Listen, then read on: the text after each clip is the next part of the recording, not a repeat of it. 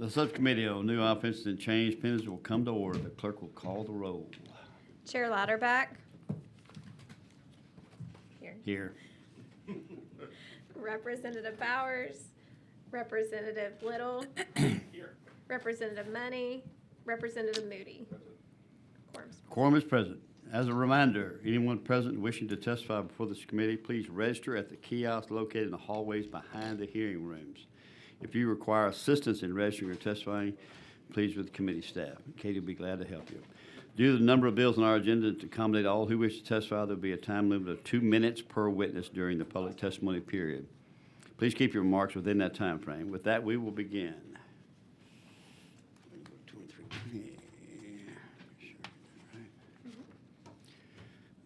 The chair lays out Senate Bill 230 and recognizes Chairman Guerin to explain the bill. 2320. 230. Okay. 2320, I believe. 2320. Oh, I see. Okay, a little typo. Thank you, Mr. Chairman. Absolutely. Members, Senate Bill 2320 amends the penal code to enhance the penalties for all DWI offenses, including first-time offenders, offenses with open container present in the vehicle, offenses in which the driver's alcohol concentration level was 0.15 or more, and repeat offenses. And the reason I'm carrying this bill, on November 22nd of 23, Lauren McElroy, her husband Zach, and their 12-year-old son Judson and 9-year-old daughter Lindsay were driving from Fort Worth to Johnson City to celebrate Thanksgiving. They never arrived. A vehicle driven by a drunk driver crossed Highway 281, collided head-on with Lauren and her family. Lauren was seriously injured and airlifted to Seton in Austin. Unfortunately, Zach, Judson, and Lindsay did not survive. 3 months later, Lauren learned the driver of the other vehicle had a blood alcohol content of 0.261, more than 3 times the legal limit. The consequences of driving while intoxicated endanger the lives of every person on the road, and too many Texans have become victims. This bill is about protecting our children, grandchildren, and loved ones, and it substantially increases the penalties. And if you have any question about that, they're in the bill, but if you have any questions, I'll be happy to try to answer them. Questions, Mr. Chairman? Thank you, sir. Thank you. If there are no further questions, Chair will move on to witness testimony. The Chair calls Mark Thiessen, representing self. Okay. You're registered as Mark Thiessen, representing yourself. Yes, You're sir. on for or against the bill? I'm against the bill. Against the bill. Thank you. Go ahead. So why you can trust me this morning is because this is against my best financial interest. I am one of 5 DWI specialist defense attorneys in the state of Texas. This is bad for my business, but I'm here to tell you the truth about this. People say, Mark, how can you represent DWI clients? Because you don't have to be a bad person to get a DWI. I've represented, we all know friends that have DWIs. I've represented police, doctors, lawyers, politicians, judges. In fact, our beloved ex-governor, George Bush, has a DUI. And he talks about it, how intoxicated he was. He was probably over a 0.15 when he drank too much with John Newcomb. That would make him a felony back in the day. This bill doesn't take into account how hospital blood is always falsely elevated.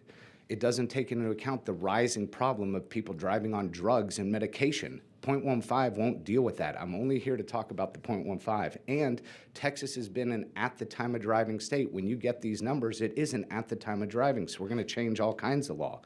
I completely agree that felonies should be for intox manslaughter, intox assaults. When you have multiple DWIs, we're not here about that. But to make it a felony over a 0.15 is going to ruin a lot of lives. We know people like that. We have our friends. We have politicians that had it.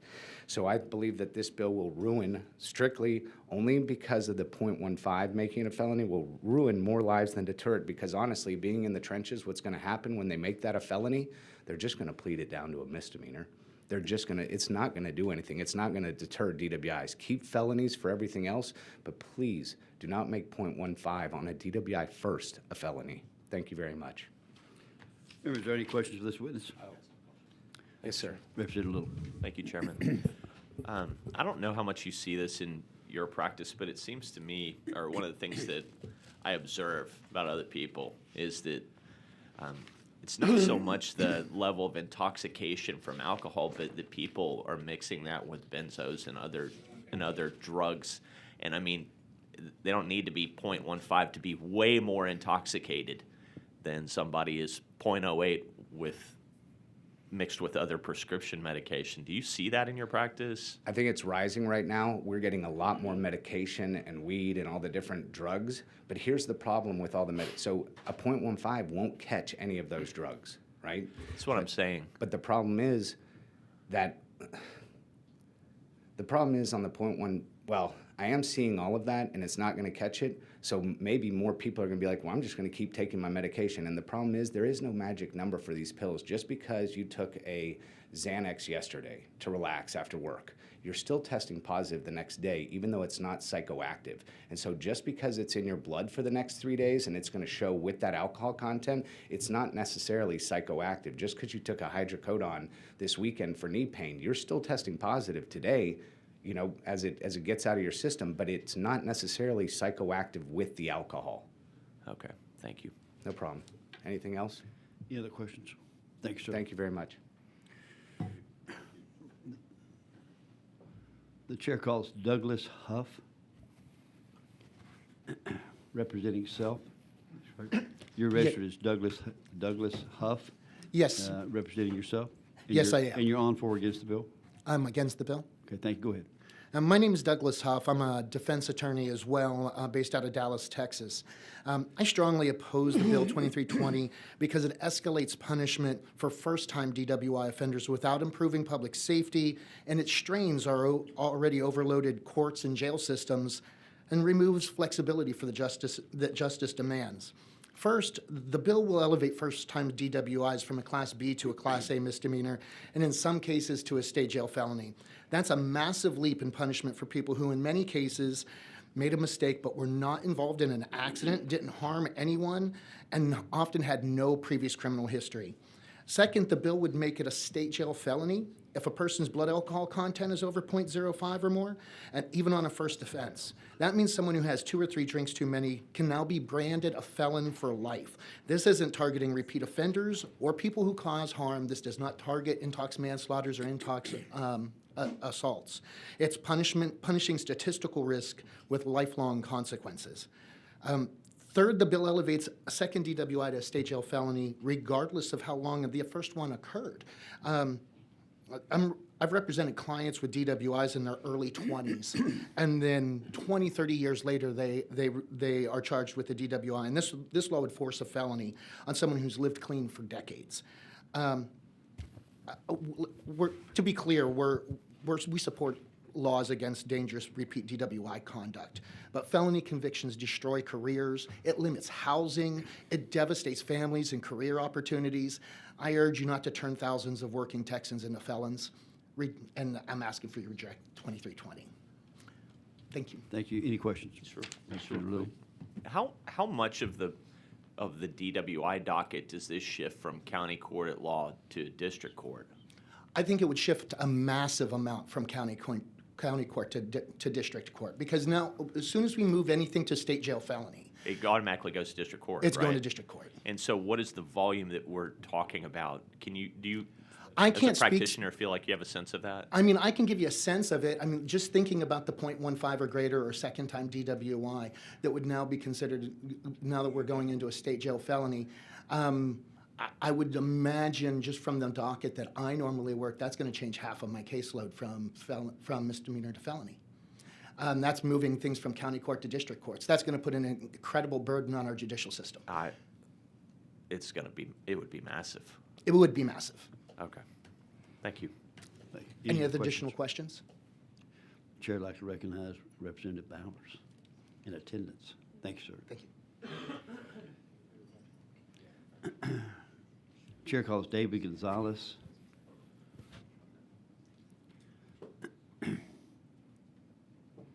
Mr. Gonzalez, you show registered as David Gonzalez, Texas Criminal Defense Lawyers Association, and self? Yes, sir. That's correct. And are you testifying on for or against the bill? I'm testifying against the bill. Okay, thank you. Go ahead.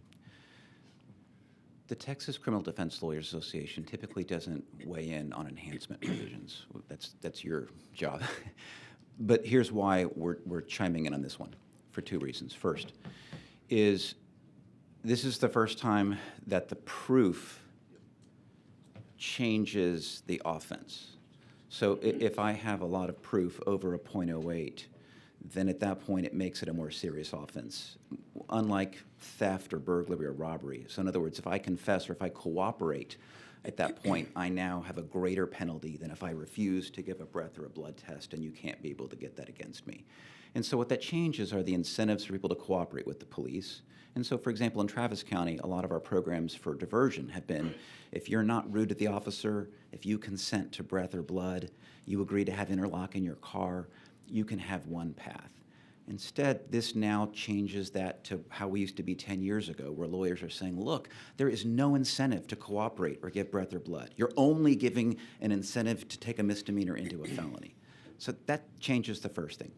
The second is, for many of us who see these cases, I say typically for representing women who have no concept that 2 glasses of wine can very quickly get you into much higher BACs than you thought.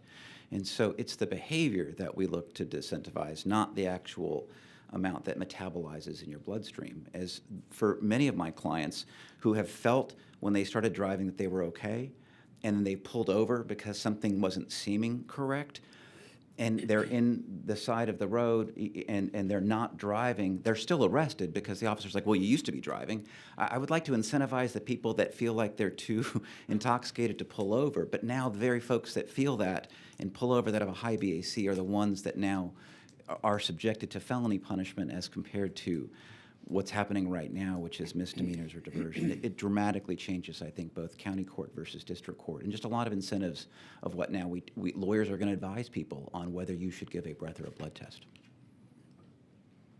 Members, questions? Thank you, sir. Thank you. Chair calls C.J. Grisham.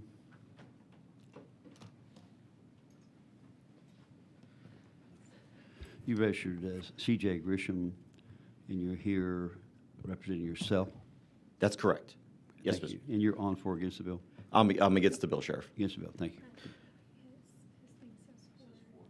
Oh, it should be against. I am against. Do we have your permission to change it? Yes, you do. Thank you. Um, Go ahead. Thank you. So I'm mostly a civil rights attorney, but I'm also a criminal defense attorney, generally as it relates to civil rights issues.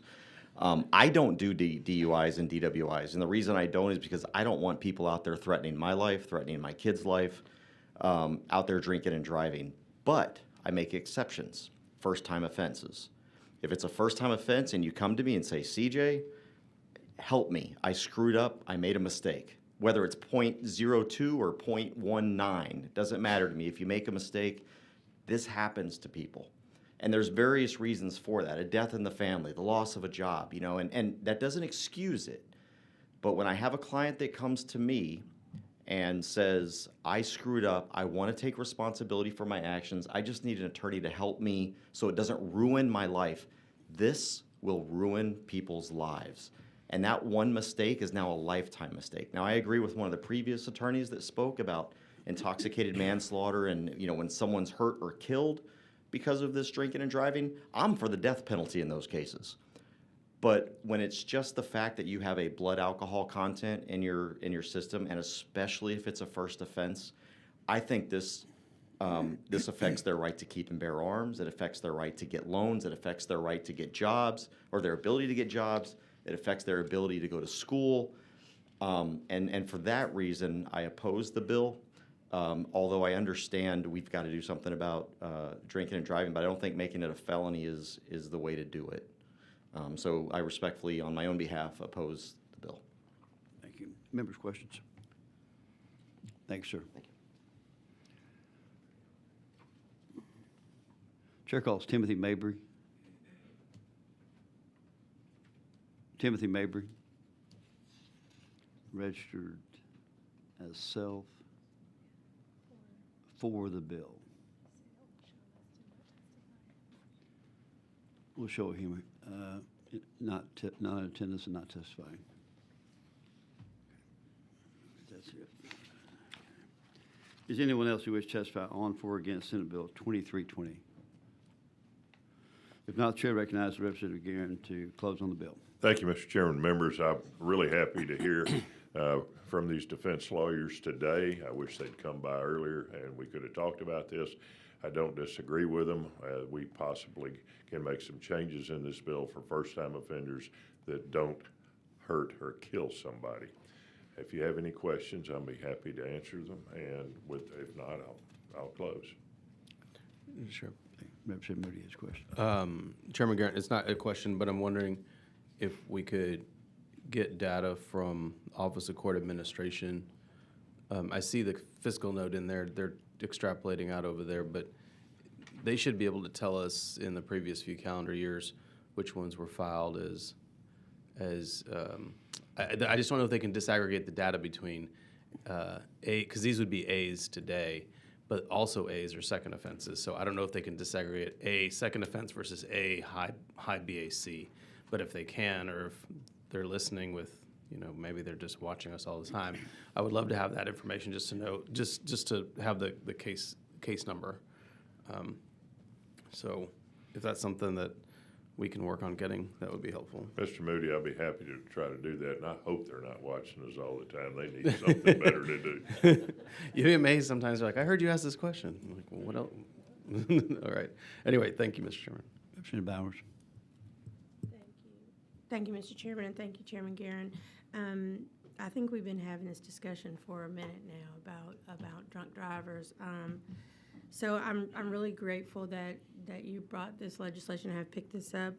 I'm wondering about the projected impact on incarceration, though. Do you have any information or data on if it? Ma'am, I don't, but I'll try to get that for you. Okay, just thinking about TDCJ bed increase and if there will be projected overcrowding.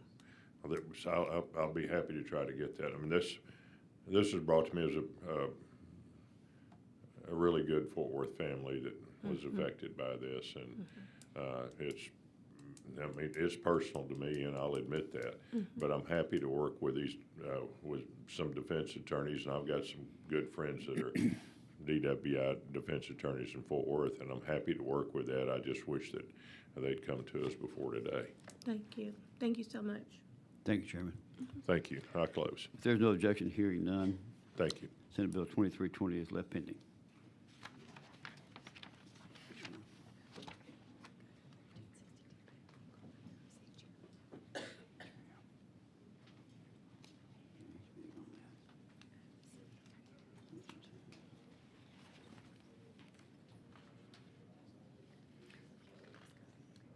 Chair lays out Senate Bill 1362 and recognizes Chairman Hefner to explain the bill. Thank you, Mr. Chairman. And members, thank you all for the opportunity to lay out Senate Bill 1362 today. Senate Bill 1362, known as the Anti-Red Flag Act, safeguards Texas constitutional rights by banning the recognition or enforcement of red flag orders, also called extreme risk protective orders, in Texas. It reinforces Texas' commitment to protecting the rights of law-abiding citizens while ensuring due process for all Texans. The Anti-Red Flag Act prevents all governmental entities in Texas from recognizing or enforcing red flag orders unless explicitly authorized by Texas law. Furthermore, the bill prohibits Texas entities from accepting federal funds to enforce red flag laws in this state. To clarify, family violence protective orders or magistrates' orders of emergency protection are specifically authorized and are not affected. Senate Bill 1362 seeks to place a prohibition on local regulation by stopping all governmental entities or officials from adopting or enforcing rules, ordinances, orders, policies, or measures regarding red flag orders unless explicitly permitted by state law. Ensuring that any federal statute, order, rule, or regulation enforcing a red flag order that violates rights protected by the protected by the United States or Texas constitutions is enforceable and has no effect in Texas. Senate Bill 1362 places a prohibition on accepting federal grants by barring the acceptance of federal money to implement, enforce, or administer federal red flag statutes, orders, rules, or regulations. The Red Flag Act creates a criminal offense, a state jail felony for anyone to enforce or attempt to enforce a red flag order against a person in Texas unless the order was issued explicitly under Texas law. Thank you for your time. Be happy to answer any questions, and I'd like to close. Members, any questions for Chairman? Just a quick Chair question. Moody.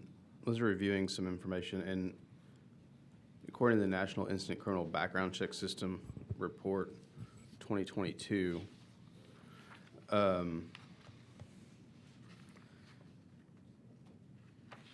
Texas is one of 28 states that does not have emergency risk protective order or red flag statute in place.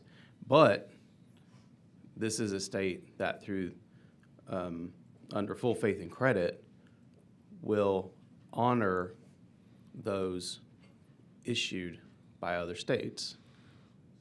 What does your bill do to that?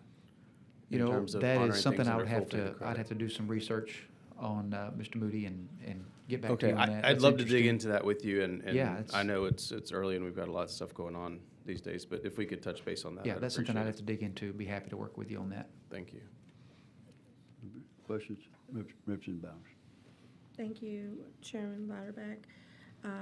Chairman Hefner, wondering how this legislation might impact public safety efforts tied to domestic violence and mental health. Y'all know I've had a number of domestic violence bills this session, and just wondering how you think this legislation might impact public safety and domestic violence efforts. You know, I think what the bill aims to do is to ensure and safeguard that we are enforcing current law and not expanding that into these extreme risk protective orders that are not explicitly authorized by law. So, to me, it just helps to strengthen due process and protect the rights of law-abiding citizens. And you know, we just need to enforce the laws on the books, and we don't need, you know, magistrates or judges determining without due process somebody's constitutional rights. Okay. Are there plans or proposals for Texas-specific alternatives that offer similar preemptive protections, maybe? You know, not that I'm aware of. Like I said, we're just seeking to make sure that we do everything according to existing state law. Thank you so very much. Members, any other questions? I'm so sorry. Chair Moody. And not so much of a question as a comment, because I've carried legislation like this. I was asked to first look into it when I was still allowed to be a chairman by the governor at the time. And so we had, 6 hours of hearing on this topic. And so the one thing I want to clarify, and this is just me being a nerd and a lawyer, but people talk about no due process, no due process, no due process in these settings. The argument, if we want to have one, is whether or not they provide sufficient due process, because those structures have mechanisms of due process. They were the same as what we mirror in our protective order laws that we use, like that you stated, in domestic violence cases. It is mirrored right over into these extreme risk protective order laws. So there is due process in there. Whether people want to argue whether it is sufficient enough to deprive someone of their firearm, then that's where we get into the conversation. So again, I am not nitpicking your language. It's just I've had this conversation so many times. People get into buzzword stuff in these dialogues, and I want to get down to that's really what we're talking about. No due process would be someone coming up and snatching it out of your hand, and so if there is a court process involved, you may not think that is sufficient, and that's okay. Let's talk about that. But I want to get out of the kind of more hyperbolic that this is some sort of, property grab without any due process, because the bills are built to have process. So anyway, that's not directed at you. Just over years of having this conversation, this is just a frustration I've had. Thank you. Thank you, Mr. Speaker. Members, any other questions? Thank you. Chair will move on to witness testimony. Chair calls Lily Ortiz. Ms. Ortiz, you're registered as Lily Ortiz, representing yourself, Yes. and you are on for or against the bill? Against. Against the bill. Opposition. Thank you. Go ahead. Quite honestly, y'all, I'm having a bit of trouble understanding how this legislation would help anyone, absolutely anyone in Texas, besides people who sell guns. It helps absolutely no one else. It makes every single one of us less safe, knowing that people who have court orders against them in other states will be allowed to come and buy them here. SB 1362 would also affect our people who serve in law enforcement here in Texas. How could this bill not make their jobs even more difficult and put them in even more danger? There are more chances of situations getting out of control, and this bill would actually do them more harm than I think good. Because we can actually look to other states and see results and data, we know that these laws are extremely important in reducing gun-related violence. In fact, they're instrumental. I volunteered for a short period of time as a crisis counselor, and it was one of the most difficult things I've ever done. The saddest thing above all was that we didn't have enough volunteers at the time for the amount of call volume coming through. So that meant people in crisis were left on hold for hours. What that means is people want to live, actually, when they're calling in times of ideation. They just need help. Red flag laws decrease suicides. That's a fact.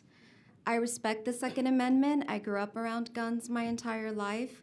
Not passing this legislation, as Moody said, doesn't infringe on anyone's rights, and people need our help. So please vote against advancing this bill. I don't think we need to. Thank you. Members, questions? Thank you. Chair calls Nick Tucio. We show you registered as Nick Tucio, representing the National Rifle Association, Yes, sir. and you are on for or against the bill? I'm for. For the bill.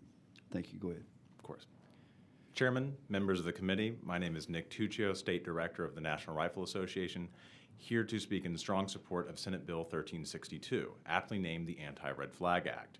This critical legislation is essential for protecting the constitutional rights of law-abiding Texans. SB 1362 wisely prohibits the recognition, service, and enforcement of what the bill defines as, quote, extreme risk protective orders.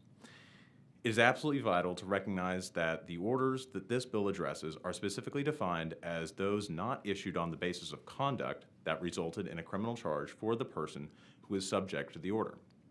The NRA staunchly believes that the removal of a person's fundamental, constitutionally protected right to keep and bear arms must occur only through a process that rigorously respects due process and the rule of law. Orders that circumvent a criminal charge remove firearms from citizens without the robust protections and standards of evidence inherent in the criminal justice system. Furthermore, 1362 correctly establishes that federal statutes, orders, rules, or regulations purporting to implement or enforce such orders in Texas that infringe on a person's right of due process, keeping and bearing arms, or free speech are unenforceable as against the public policy of the state. The bill also prevents state and local entities from accepting federal grant funds for the implementation or enforcement of these measures. This is a necessary assertion of Texas sovereignty against federal mandates that seek to erode our constitutional freedoms. By creating a criminal offense for serving or enforcing these specific types of orders unless issued under Texas law, this bill provides a crucial layer of protection for Texans against potential overreach and abuse. I urge you to support Senate Bill 1362. Thank you very much. Members, questions? Thanks, sir. Thank you. Chair calls Molly Boyles.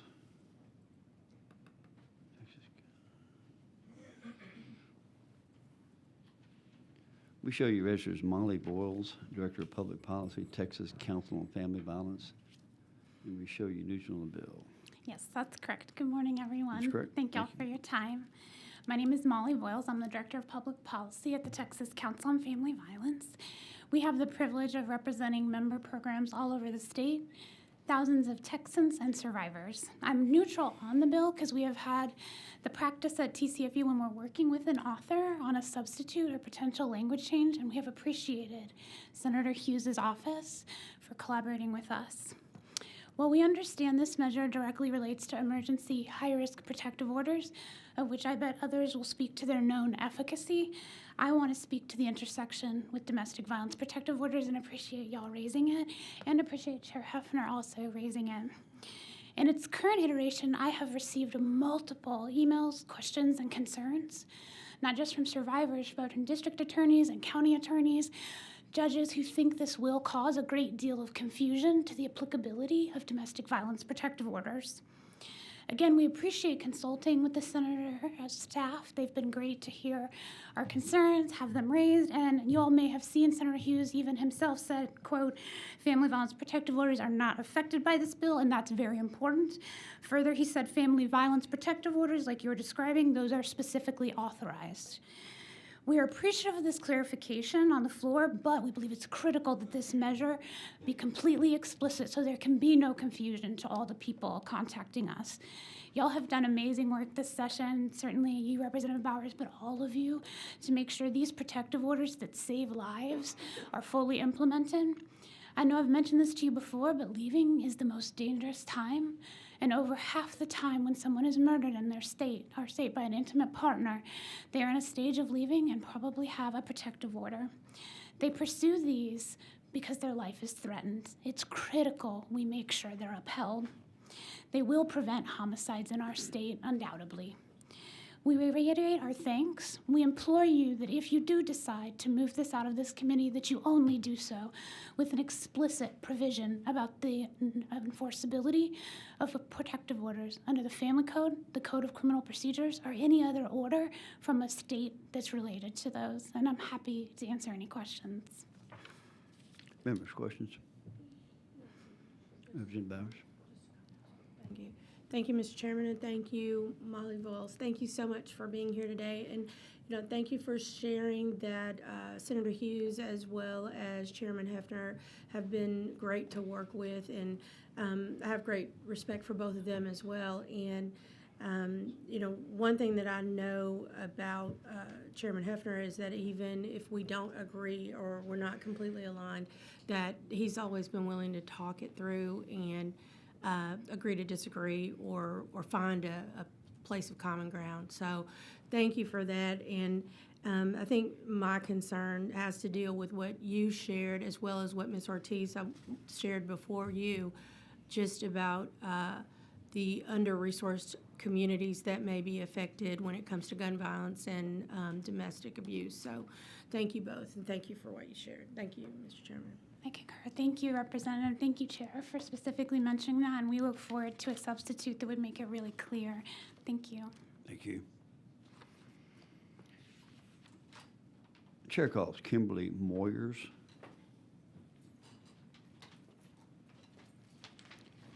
We showed you registered as Kimberly Moyers, representing yourself, Yes, sir. and you registered for the bill. Yes, sir. Thank you. Go ahead. My name is Kimberly Tyken Moyers. I'm a United States Navy disabled veteran. On January 28, 2025, Senator Tommy Tuberville said, "You're even arresting veterans and driving them away from their appointments." That is exactly what happened to me at Conroe, VA, by Conroe PD. My cases in state and federal were dismissed. The Department of Veteran Affairs carries out red flag policies on its veterans as seen in their patient record flag manual via the Disruptive Behavior Committee. They do not use their own police. They use state and local law enforcement to carry it out as seen in the public information request that I do have here. I will turn it in. They used to combat these policies, Congressman Moore Luttrell itself and push the Veteran Second Amendment Protection Act, the Veteran Second Amendment Restoration Act, and Lauren Boebert with the Shall Not Be Infringed Act. The VA puts a flag on our medical records and rules us disruptive by bureaucrats. We do not get due process. We're arrested, OIG comes at our house, and just guilty. And we have to prove ourselves innocent. Majority of the VA police are not trained in these risk protections, which were revealed in a congressional hearing in 2019. Congressman Luttrell revealed that again in the summer of last year. Therefore, our local PD are also carrying out poor training on behest of VA police. There is no labor and delivery department and never was in the VA. They gave me a porta potty to have a baby. Women's Health Director Emily Ashbaugh enacted horrible vernacular that would take away my identity as a woman, and it was considered hate speech. Abortion in the VA set the tone where carrying a baby isn't even considered life at all. These tones impacted VA culture to the point where I was disregarded. My child was disregarded. And I was almost killed, and my daughter. This is what set off my red flags. Corrupt employees abuse risk protection orders. The narrative that you take a veteran gun away, you save lives, has not changed, but the suicide rate has been consistent, and it was revealed by Congresswoman Miller Meeks 8 days ago on the House committee floor. It's 17 vets a day for the VA. That's minus DOD, but it's 20 veterans a day for overdose. VA isn't concerned about the overdose, by the way. Please wrap it up. Huh? Please wrap it up. Yes, sir. Mr. Bob Carey from the National Defense Committee even testified before Congress, risk protections on veterans was a solution in search of a problem. There are 270,000 veterans that are red flagged without due process. I am one of them, and I appreciate your time. Please vote yes on this bill. Thank you. Members' questions? Representative Little. Thank you, Chairman. Kimberly, this is exactly what I wanted, okay? We got the pro-gun people on one side, we got the anti-gun people on one side. You're a person who's been affected by this, it sounds like. Yes, sir. You have to excuse my ignorance. I'm not living out your circumstances. Can you explain how this happened to you? Like how you ended up with a red flag and what that looks like? Okay, so what they do is they rule you disruptive by a disruptive behavior committee you're not allowed to go to. And it's kind of used under Brady law to rule you kind of a mental defect. They put it inside your medical record, and when you show up at the VA police put that red flag on you. It is a gun grab. For what? Like, what are the reasons that the VA uses to It can put be this on? anything, any destabilizing event, mention of guns and firearms, mentions of relocations of firearms, and in the VA patient record flag manual, it says to hit females 10 times harder. Okay, now we're talking about due process. Yeah. So you go to the VA, you say some things that upset some bureaucrats, and they go back in a room and decide that you shouldn't have a gun? Yes. I don't have any more questions. Thank you. Members? Thank you. Thank you, sir. Appreciate your time. Do you want me to turn in everything? Certainly can. Chair calls C.J. Grisham. C.J., we show you registered to C.J. Grisham, Texas Gun Rights and Self. Yes, sir. And for the bill. Just lost my... Hang on, I'm sorry. Let me pull it up on my pad just turned off, but it's easier to get it on my phone. Thank you. Go Thank ahead, you, William. Mr. Sheriff. Sheriff, you'll always be sheriff to me, Sheriff. And thank you, Chair Hefner, for bringing this bill. My name is C.J. Grisham. I am the legal counsel for Texas Gun Rights, and I'm here to testify in favor of 1362 for both myself and Texas Gun Rights. Currently, 19 states and the District of Columbia, as of 2024, have red flag laws and ERPOs. These allow police, family members, and individuals living in the same residence and others to file a petition for a court order. It's very difficult for us to come here and say what exactly is being banned because there's no standard for an ERPO.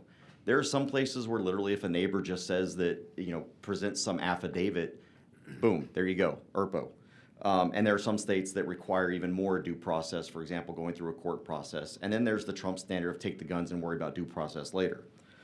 However, it is possible that these laws, but what I will tell you is that I have statistics that ERPOs don't reduce violent crime, they don't reduce family crime, family violence, they don't reduce suicide.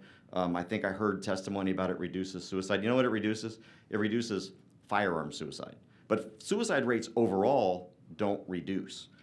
They just changed the method by which they're going to commit suicide. And in fact, there is some evidence that suggests that suicide rates go up with an ERPO because now you've not only told this guy that you're a menace to society and a threat and a danger, but you've also taken his only means of self-defense, which only serves to aggravate the matter even more. The laws are specifically limited to people who are not specifically limited to people who are mentally ill, as there are already options to commit those posing a danger to themselves or others. Domestic violence is already a discriminator for those to have firearms. So if you're convicted of a domestic violence offense, you're already a prohibited person. So this wouldn't affect that. But ERPOs are meant to let people determine on their own whether someone is dangerous. And again, it depends on what the ERPO looks like. We don't have one in Texas, so we can't really say what is it going to look like in Texas. But we can look at other states where literally it's just someone that makes an affidavit and files it with the police. There's your ERPO. So while there are already laws that ban felons and those with some types of misdemeanors from owning guns, ERPOs allow people to take into account arrests that didn't result in a conviction or even just simply complaints. So while suicides and homicides are not reduced, you know what is increased by these things? Gun seizures. That's what increases. Not crime, not violence, but the seizure of citizens' guns, law-abiding citizens' guns. Kind of in summary, and I can break this down for you if you'd like. I did bring some statistics. But red flag laws have no significant effect on murder, suicide, the number of people killed in mass shootings, robbery, aggravated assault, or burglary. But there is Wrap it up. I am. And there's some evidence that rape rates do rise. These laws do not save lives, and RAND and the the Crime Prevention Research Center have numerous studies on this issue. And with that, I ask that you oppose the bill. Members, questions? I'm sorry, support. Excuse me. I was thinking of the last one. Thank you. Representative Little. Thank you, Chairman. CJ, you mentioned gun seizures. That was not kind of the path that I was thinking through this bill on. What gun seizures are you talking about? So when an ERPO is in other states, and keep in mind there are 19 states plus DC, only 2 states have had them for any significant amount of time to be able to register these things. But in those states, once you have an ERPO, not only does it say you can have guns, but they're actively going into the homes and confiscating these guns to make sure that you don't have them, or they're requiring. Who's they, CJ? I'm sorry? Who's they? You've got California, DC, New York, Illinois, New Mexico, Oregon, Washington, Hawaii. There are others. But it's like, is the sheriff's department or the police department coming to your house and literally physically removing them and putting them off-site somewhere? It's either you've got the sheriff's department, you've got your local law enforcement, or you've got your state equivalent of what's like DPS here in Texas. Okay, so Speaker Moody a little while ago referenced the full faith and credit of the state of Texas being applied to out-of-state orders. So I hope this is not true, but if you have a California ERPO, in California, it sounds like local law enforcement would go to your house and remove the firearms and put them somewhere else. If you have a California ERPO and that person comes to Texas, are we doing the same thing? So I would say no, because unless you still, in order to go into the home, you still have to have some sort of probable cause. Generally, when an ERPO is issued in those states, they know that the person has a gun and they've confiscated them. The mere fact that someone has an ERPO and they come to Texas, I don't think would be probable cause or reasonable suspicion to simply enter the home and start deciding if they can take things. But if law enforcement does know that they have a firearm and an ERPO is in place that we recognize from another state, I believe then yes, that would be probable cause to be able to go and strip that person of those guns if we're going to honor those ERPOs. Okay, thank you. Members, questions? Thank you, sir. Thank you. And again, vote for the bill. Chair calls Nicole Golden.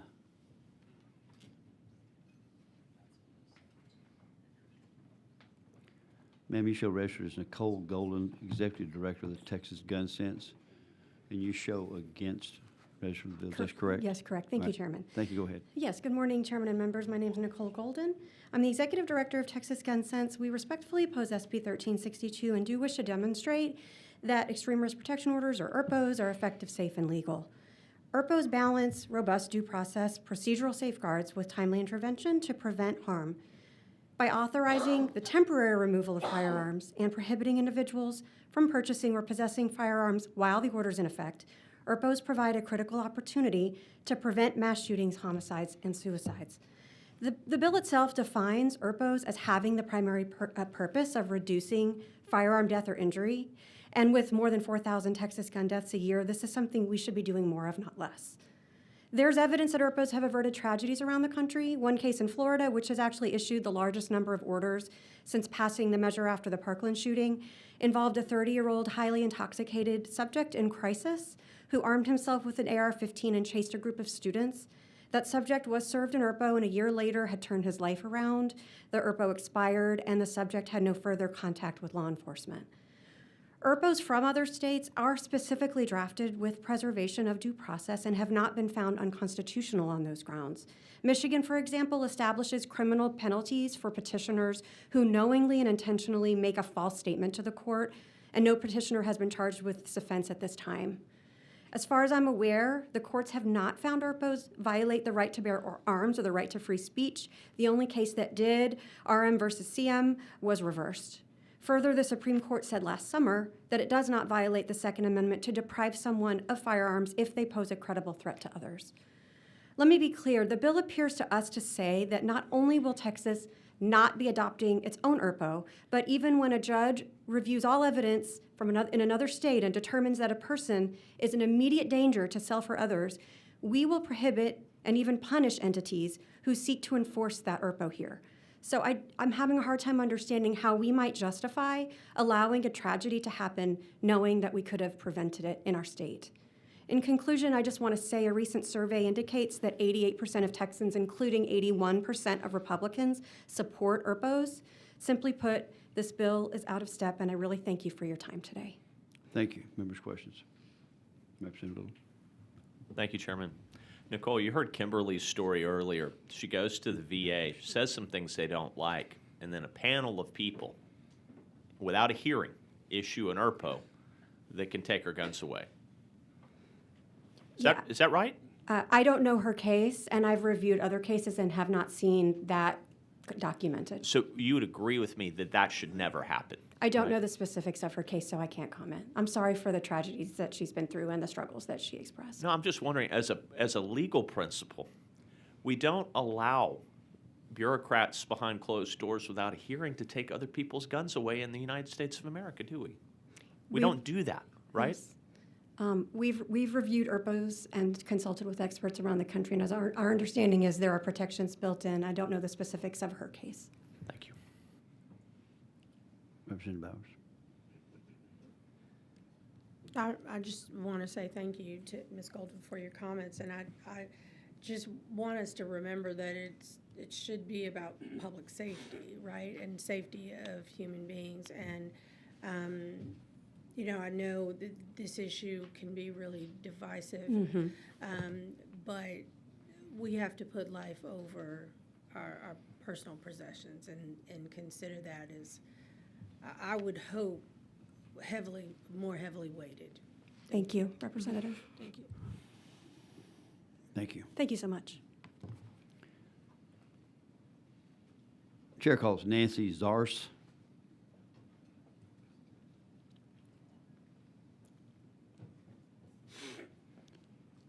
Ms. Zars, we show you registered as Nancy Zars, psychologist, representing yourself against the bill. Is this correct? Correct. Thank you. Go ahead. Good morning. I am Dr. Nancy Zars. I am a forensic psychologist. I oppose Senate Bill 1362. As I said, I am a forensic psychologist, a professor emeritus, a small business owner, a person of faith, and a parent. As a forensic psychologist, I worked in federal law enforcement. In fact, I had a contract with the FBI's Countering Violent Extremism Unit. As a professor, I taught violence risk assessment at the graduate level. In my consulting business, I specialize in violence assessment and prevention, all of which informs my opposition to this bill, which prohibits issuing and enforcing extreme risk protective orders, also known as red flag laws. We know, based both on research and lived experience, that violence and mental health concerns are on the rise. We all hear stories of increased rage, anxiety, depression, and emotional distress, along with an escalation of suicide and violence. We see it in our children, our families, our friends, our coworkers, and in our houses of worship.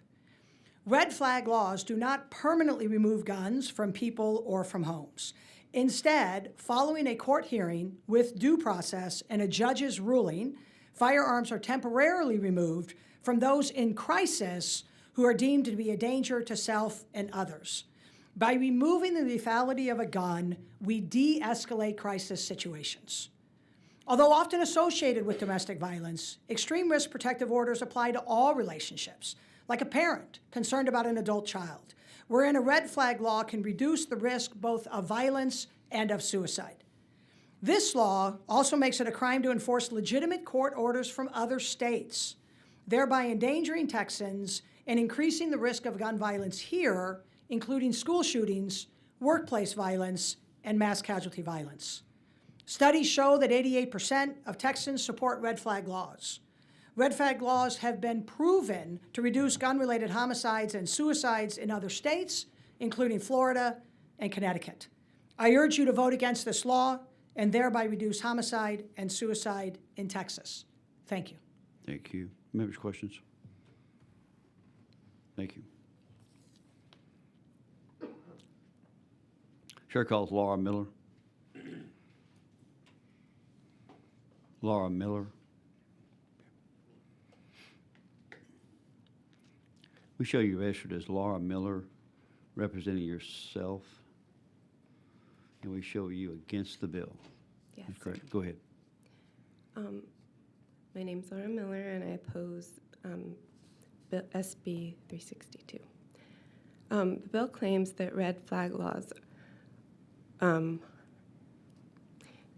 take away a person's right to due process, keeping or bearing arms, and free speech.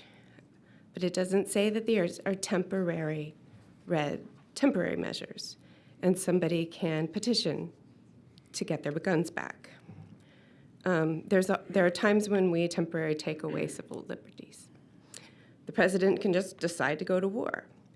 If our country's under threat, why should we not take extreme measures when a domestic abuser is threatening to use a gun or kill, or someone is threatening to commit suicide?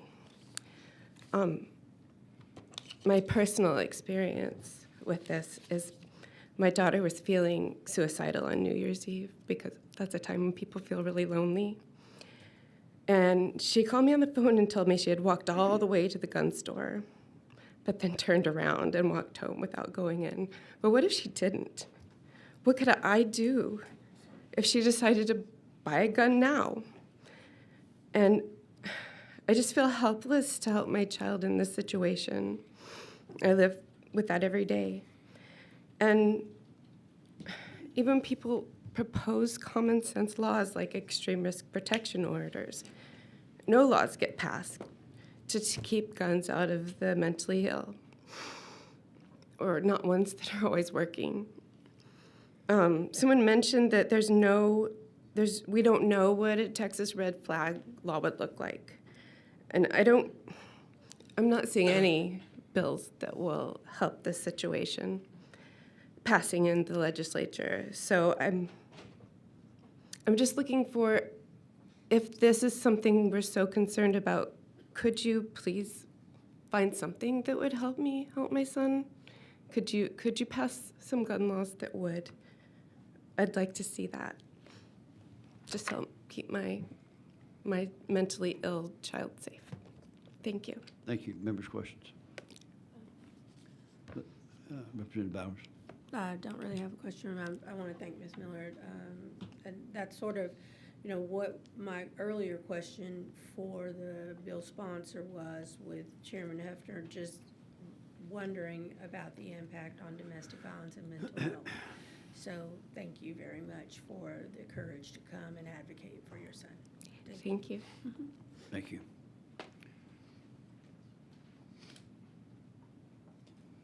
Chair calls Dakota Lee Moyers.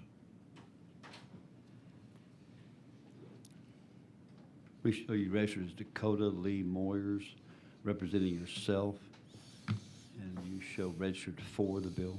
Yes, sir. Thank you. Go ahead. Hello, my name is Dakota Moyers. I'm a Navy veteran. I have served my country honorably and without regret. But right now I want to talk to you about what happened to my family because of risk protective orders and red flag laws. as you heard from my wife earlier, Kimberly, she was red flagged by the Veterans Affairs Hospital. We were told that the red flag had been removed, but without informing us, they had replaced it. While going to the VA for a simple dental appointment, she was arrested without warning by Conroe police in the Conroe VA clinic. She spent 36 hours in jail while waiting for a PR bond, and we have been fighting this so that it doesn't happen to other veterans ever since. I was put in a position where I had to choose, being a veteran myself, whether to stand up for my wife and tell the police officer that he is wrongfully arresting her, or I had to stay back to be with my then 1-year-old daughter. Because I am a veteran, I am also subject to those policies set by the VA. So if I were to be in the way, I would have been labeled disruptive and then red flagged. I had to stay back so I can be a protective shield for my daughter, so that no one would step in, such as social services, to take her away. For those who think that red flag laws there is no red flag law in Texas, I would like to show your attention to the Texas Two-Step program. You can see this at texas2step.org. They have superseded the law in risk protective orders by not sending police directly to the homes of people that are looking to ERPO, but sending the family members to remove firearms from them to then turn over to be safely stored away by police. This supersedes due process, takes away any rights, and it is employing the family members to act as another arm of the law unconstitutionally. Please wrap it up. Lastly, I'd like to address you, Ms. Bowers, and you said that with another person that was testifying here earlier, that we need to put life over possessions, when that is not the argument here. This is about putting liberty over life, and it was one of the very basis of where our country was founded. You know, give me liberty or give me death. Thank you. Thank you. Members, any questions? I don't have a Representative question, Bowers. but thank you, Chairman. I do have a comment to you, sir. My husband is a Gulf War veteran as well, so thank you for your service, and I do understand, but I certainly will stand firm on life over personal possession. This is not a personal possession. This is a right. This is what Sir, it is to be put in place I would so love we can to protect talk to you ourselves. about this at a later time. The chairman has already called time, but I will, and so you can certainly call my office or come by, because I am always willing to listen. But I do believe in protecting life. And, you know, when we talk about being pro-life, we have to consider that in all areas and all realms. So for me, and no disrespect to you, sir, I certainly would say that life should be more heavily weighted than a personal possession. And my husband and I disagree on this issue. So you need to understand that he can still respect me and disagree with what a firearm is. So I don't have any disrespect for you. If you feel that way, I again applaud you and commend you on your service. But I'm not going to sit here and be told that life should outweigh a personal possession, if that's the way. I'm not saying that your argument is wrong. I'm saying it's the wrong argument. Well, that is the same thing. No, Thank it's you, not. sir. Thank you. Thank you, sir. One question. Mr. Morris. Excuse me. Representative Little. Thank you, Chairman. I'm really trying to understand what happened at the dental appointment. I've got to know. What happened that... My wife checked in for her dental appointment, was confronted by VA police saying that she was not allowed to be there. Unbeknownst to us, she had been red flagged. But what prompted the red flag? Do you know? From what I know, I don't know, because the last time she was red flagged is because of a disagreement between her and a nurse several years ago. and the nurse just filed a complaint internally within the VA, and unbeknownst to us, she was red flagged. Okay. Thank you. Secret hearing, secret bureaucratic hearing. Had no idea that it happened. Just ended up going to a VA appointment just to find out that she had been red flagged. Thank you for your testimony. Appreciate it. Thanks. Chair calls Timothy Mabry. We show you registered as Timothy Mabry, representing yourself for the bill. Is this correct? Yes, Chairman, that is correct. Thank you. Go ahead. So I'm Timothy Mabry. I am a seventh-generation Texan, and my family has been here in this territory before the United States was the United States. And one thing that I have noticed is when it comes to our laws, we have the Second Amendment laws on the book that's saying we have the right to bear arms. These are constitutional rights that we have. And by adding these red flag laws, we're saying that there's provisions to the laws that exist on the books to erode our constitutional rights. I guess my question is, if you do a red flag law and you're willing to give up that right, what else are we willing to give up? Being a Navy veteran fire officer as well, I have seen the manipulation of law enforcement and first responders firsthand, to where you can get somebody to say special words. You know how to do that. And it's sad to say, I learned how to do that myself, to where I can get somebody to say in a conversation the special words that I want to hurt myself or others. You get to learn those skills. And I have seen that firsthand and weaponized. In the first responder and mental health worlds, I have seen this weaponization take away people's rights and freedoms against their wills. And this is what I'm standing up against and saying, where are we going to stop with this? We are in a mental health crisis here in this country. And I have seen veterans have their guns taken away. Me, myself, I went through a mental health crisis with the VA, and I was terrified. I'm like, before I even went to seek help and before I told the therapist anything, I had to clarify, how is this going to get reported? Is this going to affect my job and my livelihood? I was terrified of that because we've seen in other states where bureaucrats can make a decision on you, and now they come and take your stuff. And for me personally, I've had situations where having a firearm was protection because we've been violated by having someone break into my house with direct threats of them coming back in and finishing the job. Where my wife, when we got broken into, my wife happened to walk in as the criminals were walking out. And for a while, the law enforcement told us, hey, we are we're concerned that they may come back to your house. So for me, having that weapon and going through the VA system, if they would have taken that from me, that would have caused even more anxiety and more fear. And that's what I want to stand up against and just say, hey, look, we have a systemic problem. Please wrap it up. Yes, sir. And it's a mental health issue. It's not a gun. It's a mental health crisis that needs to get solved and to enforce laws that are already on the book. Just for instance, the people who broke into my house were convicted of murder and were out on parole. That's just to hear. So that I am in support of this anti-red flag law. Thank you. Representative Bowers.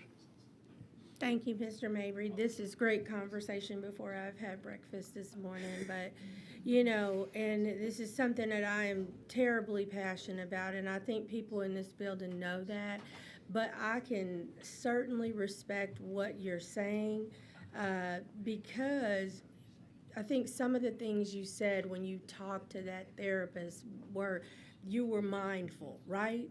And you were careful in what you were saying because you knew that those trigger words might make them seize your possession, right?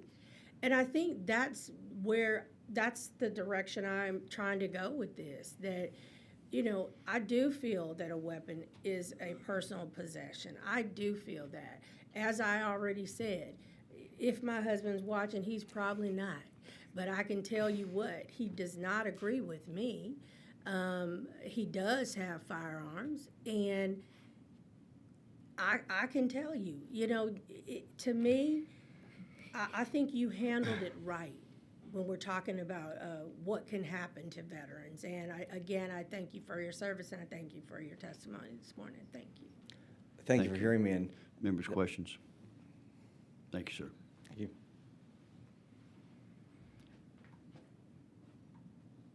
Chair calls Wayne Nunn.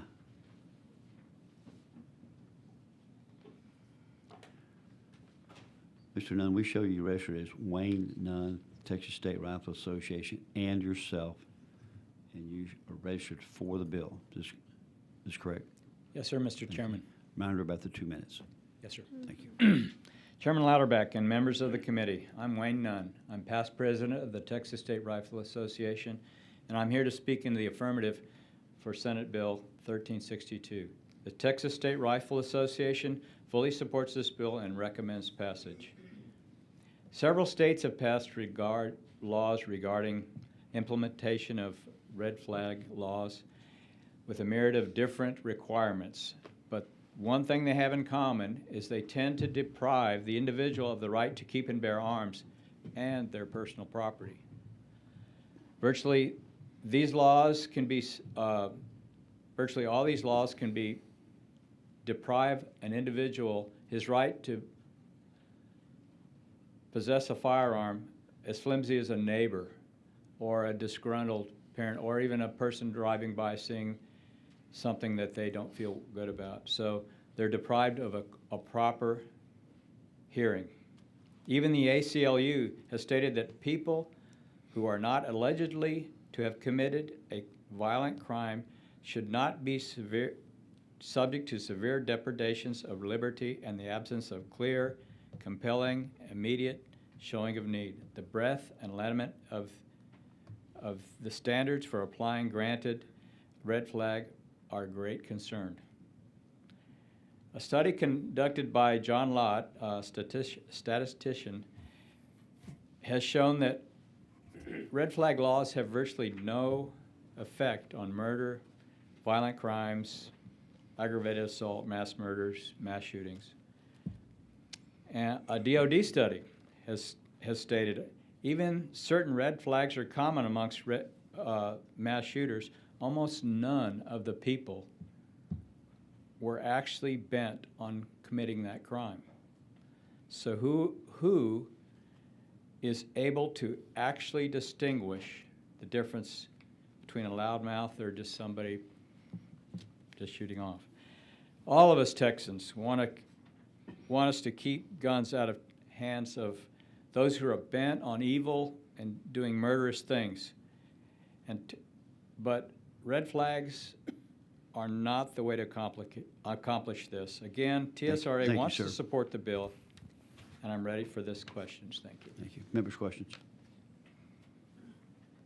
Thank you, sir. Thank you. Chair calls Michelle Venegas Matula.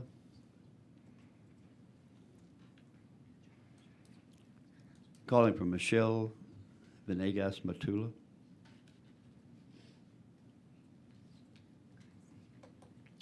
We show registered representing Texas Unitarian Universalist Justice Ministry and self, and she registered against the bill. So he is not testifying.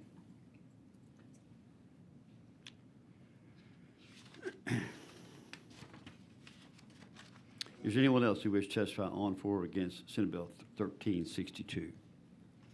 If not, the chair recognizes Chairman Hefner to close on the bill. Thank you, Mr. Chairman. Thank you all again for hearing Senate Bill 1362 today. Again, this doesn't change any risk protective order processes currently in Texas. This simply prevents local governments from instituting their own going forward. And with that, I close. Representative Moody. Mallon. Thank you. Just one last comment. I think, thank you for bringing this up and for this discussion on your layout. If one of the witnesses I'd like to ask could just talk to my office about, I think it was Dr. Grisham, CJ, about the increased rate numbers, I thought is what I heard. So if you could contact my office. Yes, ma'am. Thank you. Thank you, Chair. If there's no objection, the bill will be left pending. Thank you all. The chair hears none, and Senate Bill 1362 is left pending.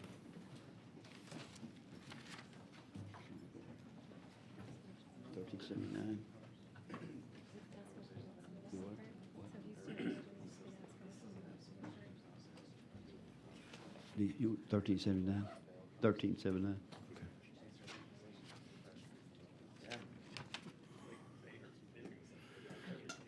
Chair lays out Senate Bill 1379 and recognizes Chairman Cook to explain the bill.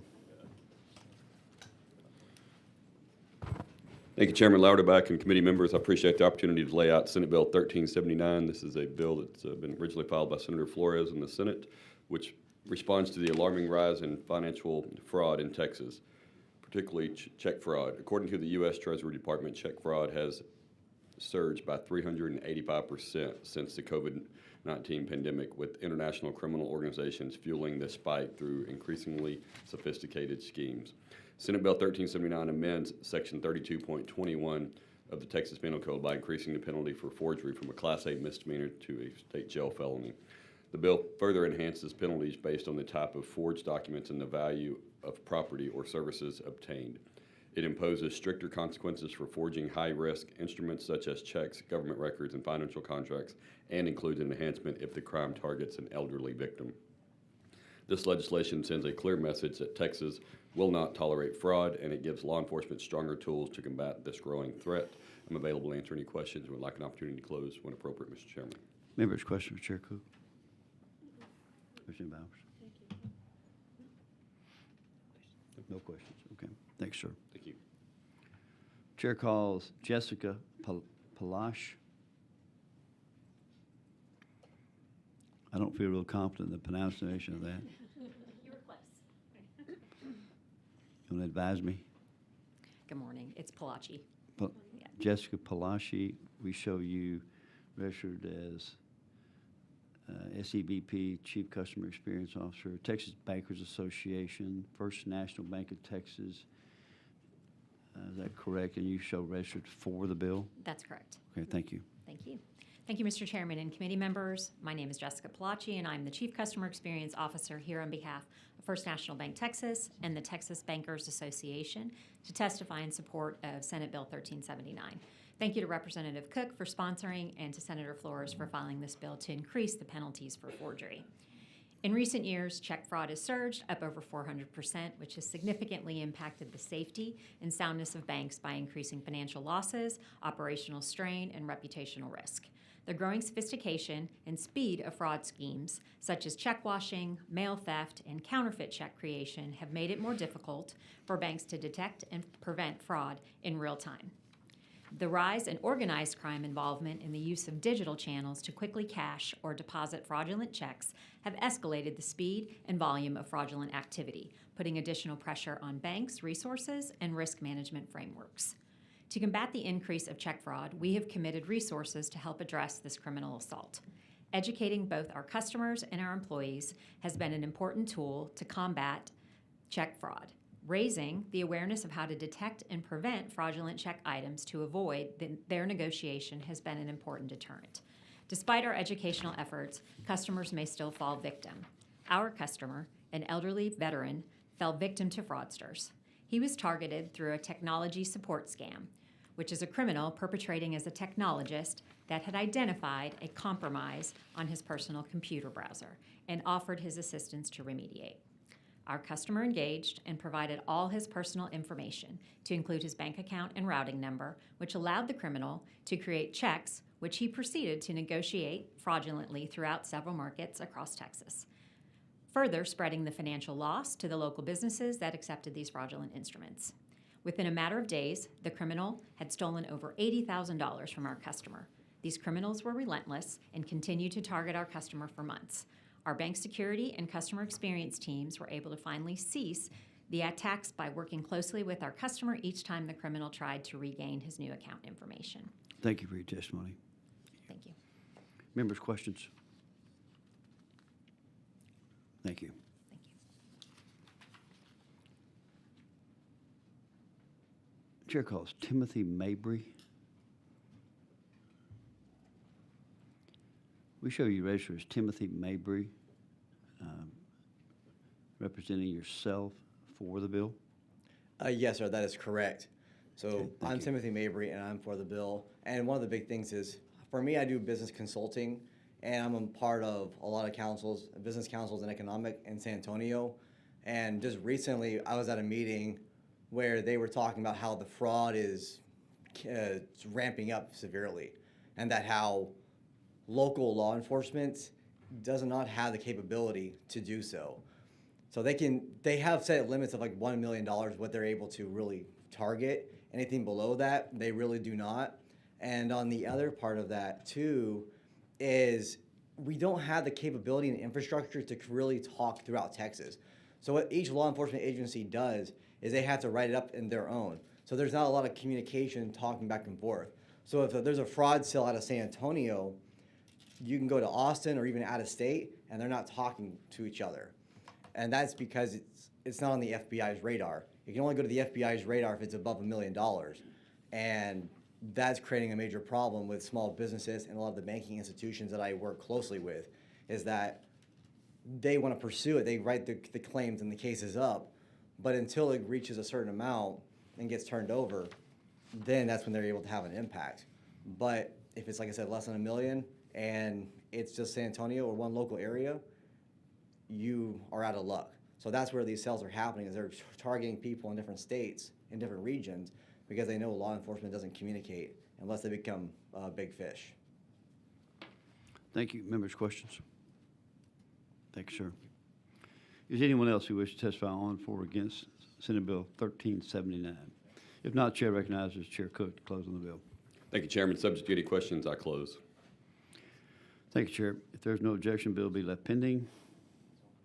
Hearing none, Senate Bill 1379 is left pending. 1451. Chair lays out Senate Bill 1451 and recognizes Chair Cook to explain the bill. Thank you, Chairman Louderback and committee members. Appreciate the opportunity to lay out Senate Bill 1451. This is also a Senator Flores bill. This one addresses the growing crisis of check theft and financial fraud across Texas. According to the U.S. Treasury Department, there has been a 385% increase in check fraud since the COVID-19 pandemic, driven in large part by international crime organizations using stolen checks to defraud banks and consumers. Senate Bill 1451 amends Section 32.24 of the Penal Code by increasing the criminal penalty for stealing or knowingly receiving a stolen, unsigned check or similar cite order from a Class A misdemeanor to a state jail felony. The bill targets individuals who intend to use, sell, or transfer stolen checks, which are often trafficked on the dark web and used to exploit financial systems. This legislation gives prosecutors law enforcement a stronger tool to deter and punish those contributing to organized financial crimes in our communities. Appreciate the opportunity to bring this bill. Happy to answer any questions. Would like an opportunity to close when appropriate. Thank you. Members' questions? Yes, sir. Thank you, Chairman. Chair calls Kate Decker.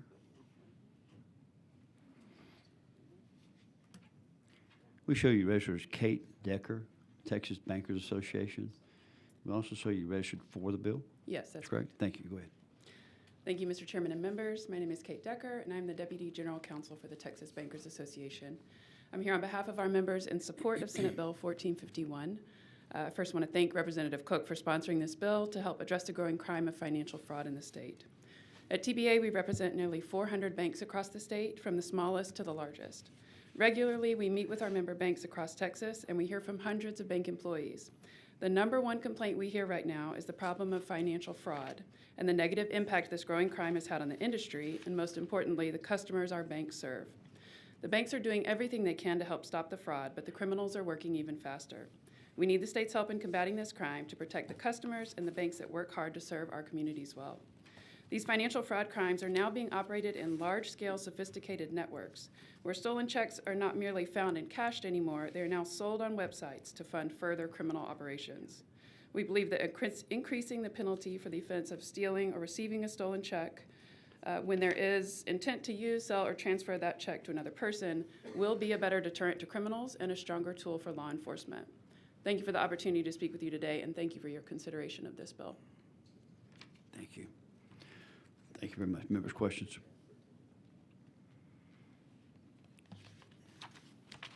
Is there anyone else who wishes to testify on, for, or against Senate Bill 1451? If not, Chair recognizes Chairman Cook. Subject to any questions, I close. Thanks, Thanks, Chairman. Appreciate the opportunity. There is no objection. Hearing none, Senate Bill 1451 is left pending.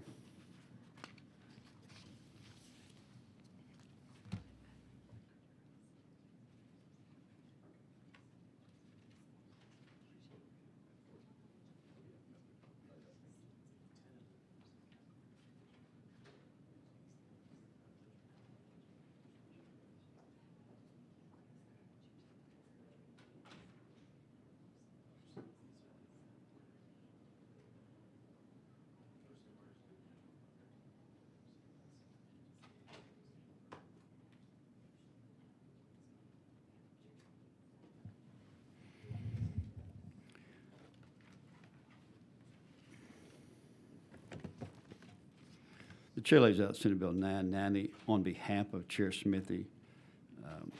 Representative Linebacker, I'll go ahead and explain the bill. In June of 2024, a 12-year-old named Jocelyn Nungaray was murdered in Harris County, Texas. This shows a gap in the criminal justice due to the inability to impose a death penalty for the murder of children between the ages of 10 and 15. Under current Texas law, her killers cannot face the punishment that the Harris County District Attorney recommended, which was the death penalty. Forensic evidence later showed that Jocelyn was sexually assaulted by her killers. This was the reason that the prosecution could pursue the death penalty. It took an additional crime to pursue the necessary punishment for another crime. The purpose of this bill is to repeal Section 1B of the Code of Criminal Procedure. Section 1B refers to the section of the Penal Code that states that a person who murders a child who is between 10 and 15 years of age may not be sentenced to death. This bill would allow the death penalty to be an option as legal punishment for the murder of a child 10 years of age or older, but younger than 15 years of age. Expanding the death penalty to cover the murder of children up to 15 years old would send a strong message that such crimes have met with the most severe consequences.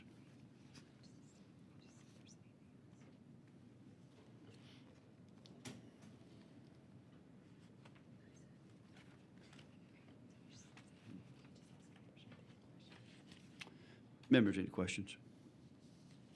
I have a question. I am just baffled how this is in statute and how this got there. Chairman Smithy, this is your bill. Do you have any idea why the law is this way, or how this happened? I'm sorry to be late coming in. Chair recognizes Chair Smithy. No, I don't know the history of it, but it is interesting that we have that cutoff there because you have like a 12-year-old child, and we're not giving them that same protection. It's really unthinkable. Yeah.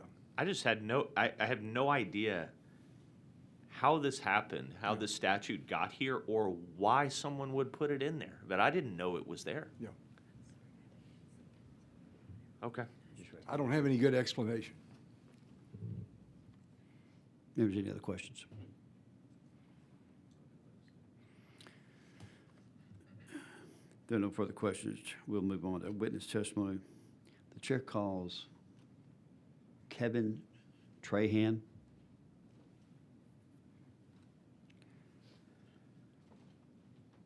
We show you registers Kevin Trahan, Texas Defender Service, against the bill. Yes, that's correct. Thank you. Go ahead. Good morning. My name is Kevin Trahan. I'm a staff attorney at Texas Defender Service. Children deserve to live free from violence, and Texas should pursue policies that protect the safety and security of young people. However, Senate Bill 990 will not prevent children from becoming victims of homicide. This is because the death penalty does not deter crime. The use of the death penalty also diverts important financial resources that can be used to support law enforcement and to fund violence prevention programs that protect young people from harm.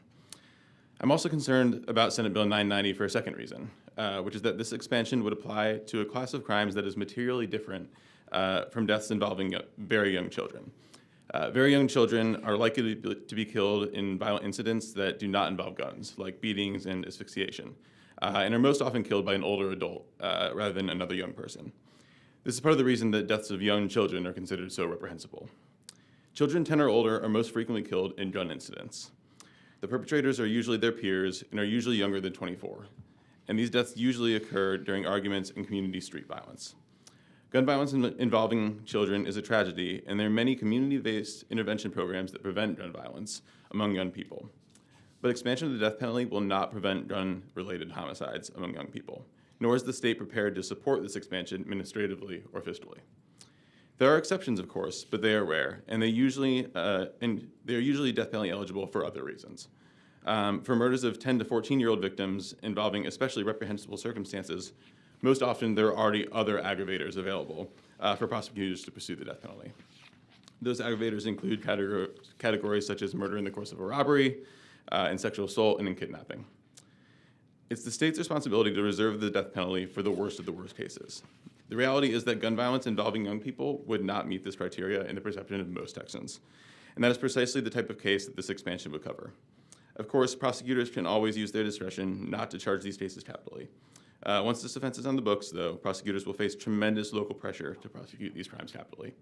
I thank you for your time, and I've also passed around a one-pager from our organization, I guess a two-pager, for y'all to review. Members' questions? Representative Little. Thank you, Chairman. Kevin, I don't know that this is the day that you want to be doing this. All three of my children are 10 to 15 years old. Are my children not vulnerable in the same way that children under 10 are vulnerable? No, certainly, that's not what I said at all. I believe, we should be protecting children, but expansion of the death penalty, as has been proven by statistics, does not actually prevent more crime.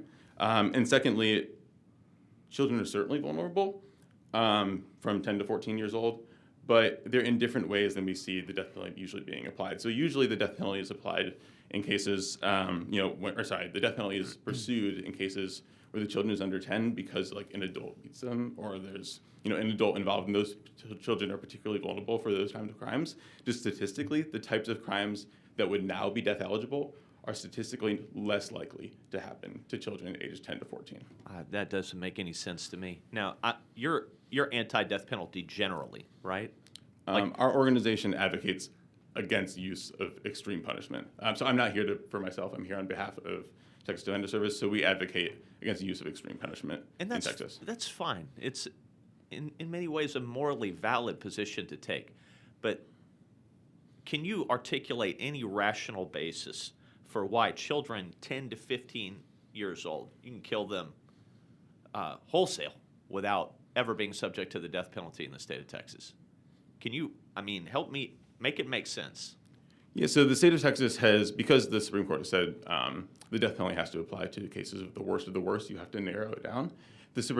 Texas has decided, I guess for decades now, that the death penalty is only going to apply to murder in the course of certain aggravators, and because the types of crimes that usually apply to children under the age of 10 are usually much more aggravated. I'm assuming that's why initially that was the age cutoff. Actually, it's in the one-pager, but if we were to expand the age range of death-eligible crimes to 14, Texas would be very, very out of step with the rest of the country. Kevin, you're lucky Alexis Nugare isn't here. Members' questions? Thank you. Thanks. Chair calls Nan Tolson. We show you registered as Nan Tolson, Texas conservatives concerned about the death penalty. We show you registered against the bill. Yes, sir. Am I correct? Thank you. Go ahead. Good morning. Thank you all for your time. My name is Nan Tolson. I'm testifying in opposition of Senate Bill 990. I'm here as a lifelong Texan, a lifelong conservative, and as director of Texas Conservatives Concerned About the Death Penalty. We're a network of conservatives questioning the alignment of capital punishment with our values. I do first want to acknowledge the reason that we're here, which is the senseless murder of Jocelyn Nungray, and extend my prayers to her family. I'm very grateful that there are lawmakers that are seeking solutions to prevent more vulnerable lives from being taken at the hands of heinous criminals. But we believe that Senate Bill 990 is not conducive to that safer or more just future that Texas children deserve. One of our concerns is the fact that the death penalty is an ineffective deterrent to violent crime. Among the multitude of research is a 2009 national poll where police chiefs ranked the death penalty last among ways to reduce violent crime, and they considered it the least efficient use of taxpayer dollars. Senate Bill 990 would also increase the fiscal burden that the death penalty places on taxpayers. Here it costs 2 to 3 times more to sentence someone to death versus life without parole. Senate Bill 990 would lead to even more money and resources wasted when we could be investing in proven crime prevention strategies. We believe that Texas should certainly be in the business of keeping us safe and securing justice, but in a responsible, efficient way that protects life and liberty. This is something that Senate Bill 990 would fail to do. Governments tend to encroach on people's lives, waste their hard-earned dollars, and invest in ineffective and irresponsible solutions to public ills. The death penalty is the epitome of this. It's an expensive and it's an arbitrary component of our justice system that places too much hands in the power of the state with no real evidence that it delivers the safety, justice, or deterrence that it promises. We should be tough on crime. We should hold violent criminals accountable, and we should protect innocent lives. And we can do all of this without expanding the death penalty. So I please urge you to oppose Senate Bill 990 and pursue more effective methods to keep our communities safe. Thank you. Members' questions? Thank you. Thank you. Chair calls Kristen Houlet Cuellar. We show you registered as Kristen Cuellar, Texas Coalition to Abolish the Death Penalty. And we show you registered against the bill. Yes, that's correct. That's correct. And thank you for that Thank you. Go ahead. pronunciation. That was spot on. Amazing. Good morning, Chairman Louderback and committee members. Thank you for the opportunity to address you today. My name is Kristen Houlet Cuellar. As the Executive Director of the Texas Coalition to Abolish the Death Penalty, I'm here in opposition to Senate Bill 990. The members of our organization abhor violent acts against children of any age. We are mindful of the devastation murder inflicts on families and express our deepest condolences to the family of Jocelyn Nungray and all who have suffered such an inconceivable loss.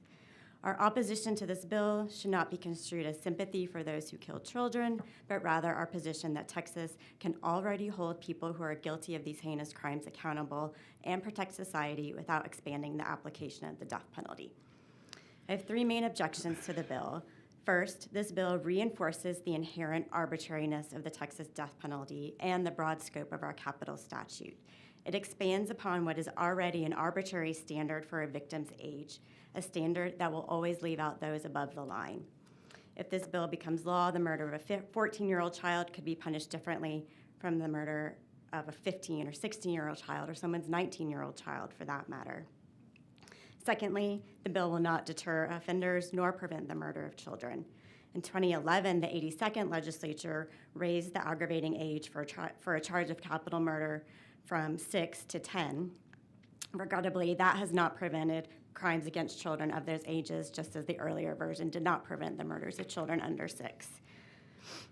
We know from study after study that the threat of the death penalty does little to prevent violent crimes because perpetrators rarely consider the consequences of their actions.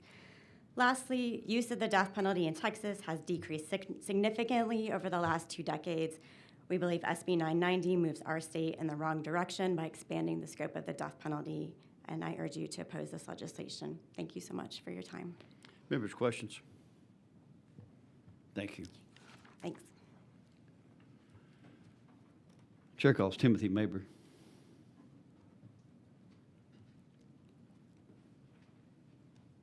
Again, we show you registered as Timothy Mabry, representing self, and we show you for the bill.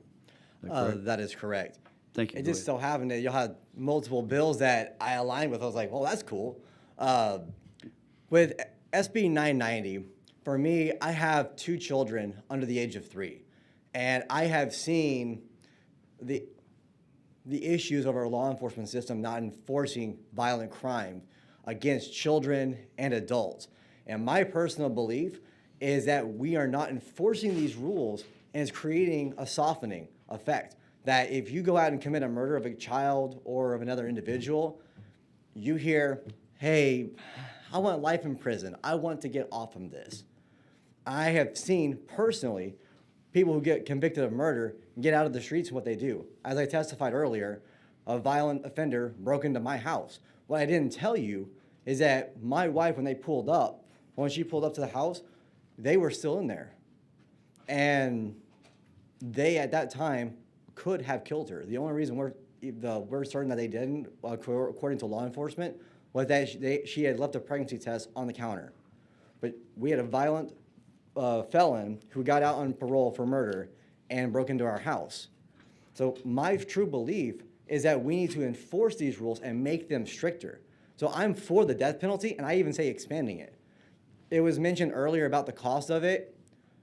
Why don't we bring back the old rules? If it's beyond a shadow of a doubt that you are convicted of a murder or of a heinous crime against a child, and I mean you have undeniable proof, eyewitness testimony, DNA evidence, video conviction, there's no doubt.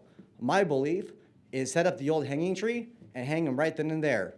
This way we save the taxpayer money, because it costs more money to house somebody in prison than it does what should be.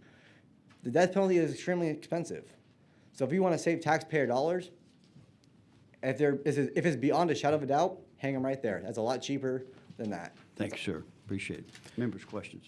We'd like to recognize Representative Money for our last witness. Yeah, I know it's the Any last que- one. members' Just question? a comment. Comment?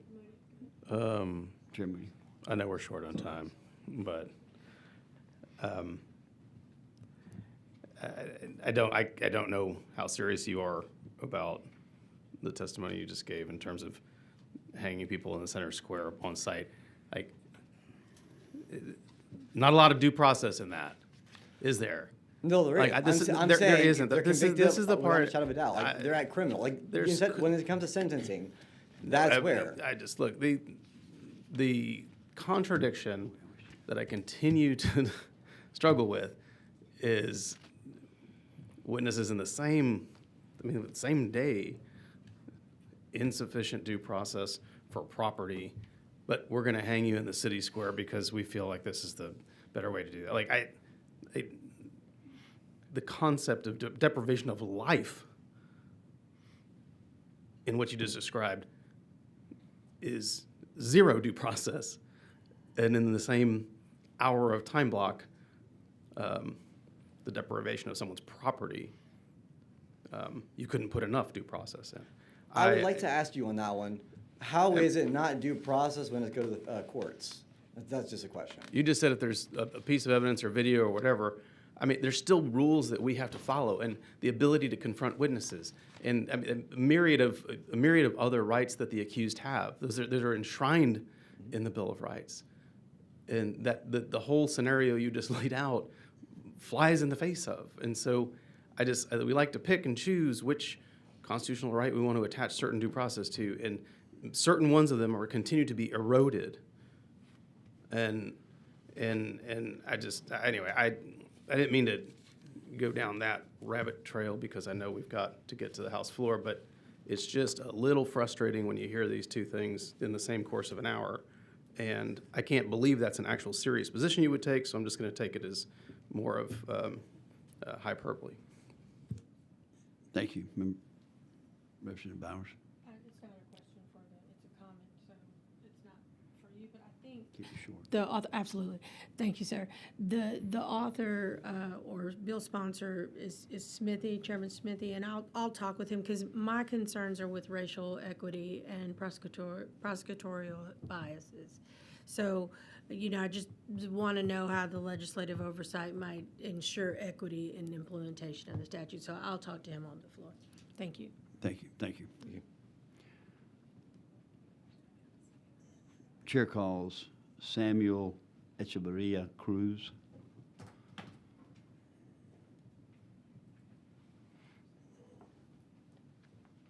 We show you registered as Samuel Echevarria Cruz, representing yourself against the bill. Is this correct? This is correct. Thank you, sir. Go ahead. Thank you, Chair Lauterbach. Thank you, members.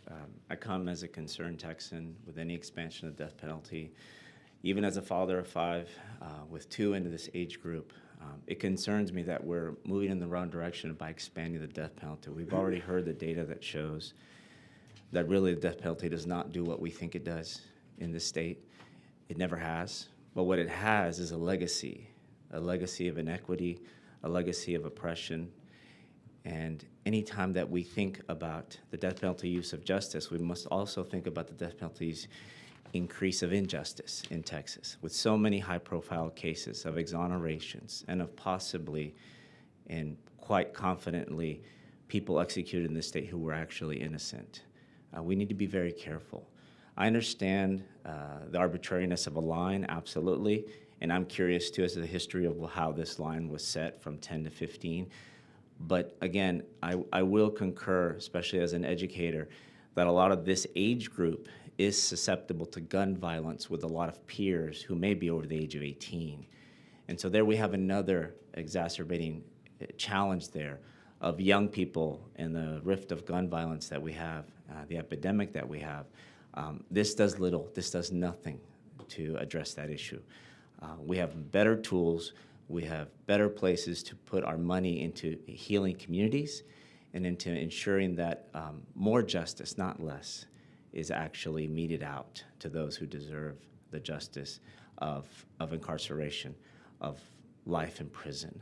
But the death penalty itself is so problematic, and many, many states are moving against it, states that are conservative in nature, and the majority of people over and over on surveys show in Texas that they're moving their position away from the death penalty, primarily because of so much injustice that has been attached to the death penalty. Thank you. Thank you. Members, questions? Thank you. Is there anyone else who wishes to testify on, for, or against Senate Bill 990? I'll close on the bill.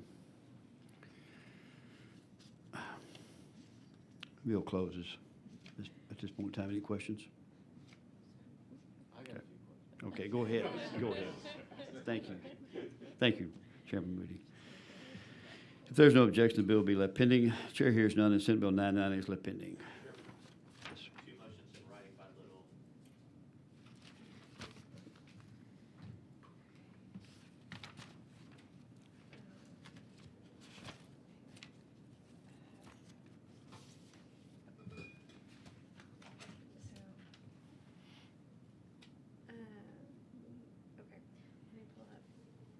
Just a minute, we'll get the paper, we'll get the right language.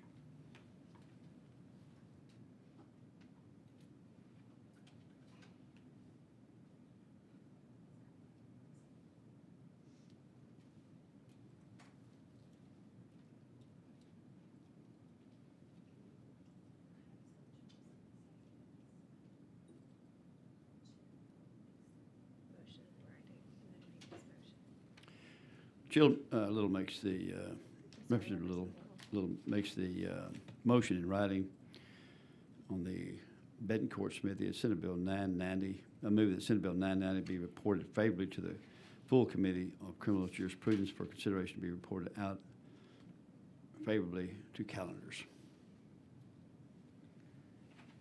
Hearing the motion. Okay, I didn't know. I was just. No, you're good. Okay, so you're gonna say, sorry, why do you make it bigger? Oops. Okay. So you're gonna say this part right here. The question occurs on the adoption of the motion. Clerk, call the roll. All right, Chair Louderback. Representative Bowers. Nay. Representative Little. Aye. Representative Money. Aye. Representative Moody. Okay, so you have a quorum. So you're gonna say,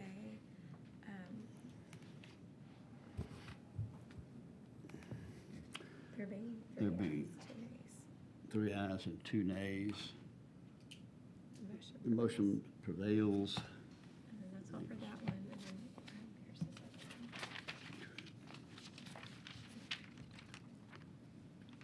A motion in writing by Representative Little. I move that Senate Bill 1362 by Hughes Hefner be reported favorably to the. I'm so sorry. We can't do it report favorably. We need to say, I'm sorry, I didn't catch this. So this is what it'll need to be, that the subcommittee, because we, as a subcommittee, don't have the power to move the bill, so it needs to be that subcommittee chair informed the committee chair. Right. That the subcommittee has completed deliberations and recommends that Senate Bill 990. 1362.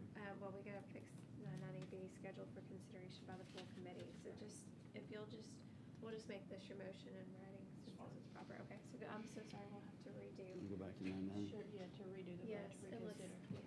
yeah. Following motion in writing by Representative. Well, I would just say, well, we need to do a vote to reconsider the previous motion.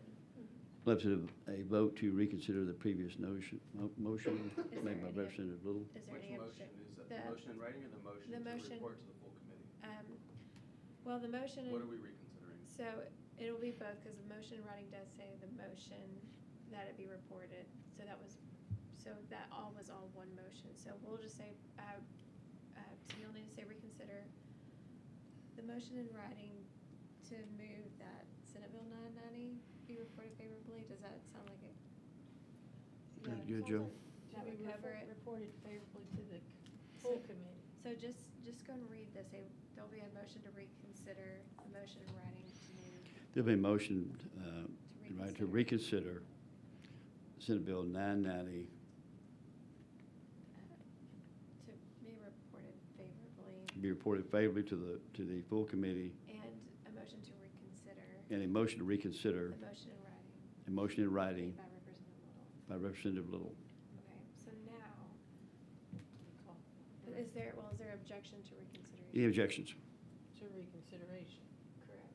So, no, so, because we're about to do the new motion. I'm good with it. I just Okay. didn't know if he needed to say. So, so is there any, okay, hearing no objection, so now let's, say. So hearing none, So the motion's gonna be the two motions will be reconsidered. motions will be considered. The two motions will be Okay. reconsidered. So now so now read this. Following motion in writing by Representative Little, I move that the subcommittee chair inform the committee chair that the subcommittee has completed its deliberations and recommends that Senate Bill 990 Be scheduled. be scheduled for consideration by the full committee. Question occurs on the adoption of the motion. Clerk will call the roll. Chair Lauterbach. Aye. Representative Bowers. Nay. Representative Little. Aye. Representative Money. Aye. Representative Moody. No.